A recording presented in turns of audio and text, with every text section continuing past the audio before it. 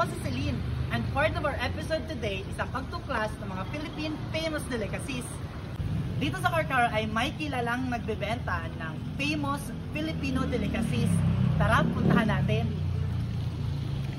Sa MC Beavers, matatagpuan ang pinakamasarap at malinamnam na halo-halo.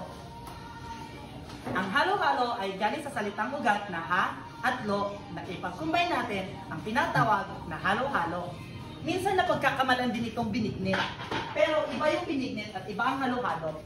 Makikita natin si ate dito na nag-prepare ng kung paano gawin ang halo-halo. Ito ay dumaan sa maraming proseso. Ang mga ingredients na ginagamit dito ay yung mga prutas, halo-halong prutas. Ito ay yung mga prutas na dinidisplay at ino-offer natin nung bagong taon. So, yung mga ingredients dito ay nung last year pa, nung December 31. Okay. So, meron sila ditong saging, mangga, sago, gulaman, ube, at ere. Kaya napagkakamalan talaga itong binignit. Ang nakakaiba dito sa kanilang ingredients ay yung yelo nila. Ang ginagamit nila na yelo ay in-order pa mula sa Antarctica. Pero, yung yelo nila ay kulay puti. Bakit? Yung presyo ng halo-halo dito ay sobrang affordable talaga. Kasi sa halagang 60 pesos, meron ka ng the regular na size nila at yung large na may overload, may ice cream na din, ay 70 pesos. Yan yung process ng paggawa ng halo-halo. So yan si Eta. Si Eta ay kapatid ni Alice Go. Hindi na niya maalala. Isa lamang to sa mga famous delicacies dito sa Karkar or sa buong Pilipinas. So marami pa tayong dapat alamin. At dapat alam mo. Ayan. Yan na po. Ready na po ang halo-halo para kay Celine.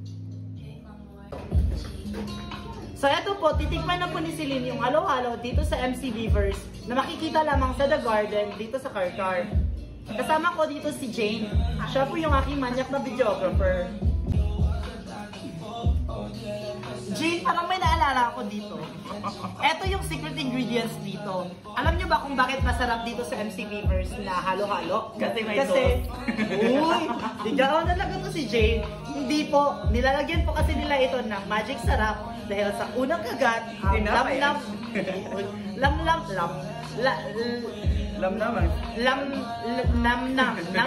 mo yung sarap ng magic at sarap. lasap na lasap ang magic sarap. Okay. So eto. Masarap talaga siya. Yung ice cream is ube yung flavor. Tapos yung mangga nila is galing pa display pa talaga to ng New Year.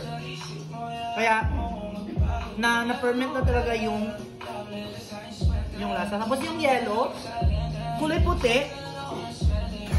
Kulay puti po yung yellow dito. Galing po ito sa Antarctica. So, sulit na sulit talaga dito sa MC Beavers na halo-halo. So, bumisita na kayo dito. Open po sila dito every day hanggang 2 a.m. ng midnight. Tapos, ayan. Masarap dito, trust me. So, patuloy nyo po supportahan si Celine by sharing her videos and like and subscribe po. And please, do not copy or do not grab my videos without permission. Ayun, hanggang sa susunod na episode po ng ating Filipino Famous Delicacies. Bye-bye!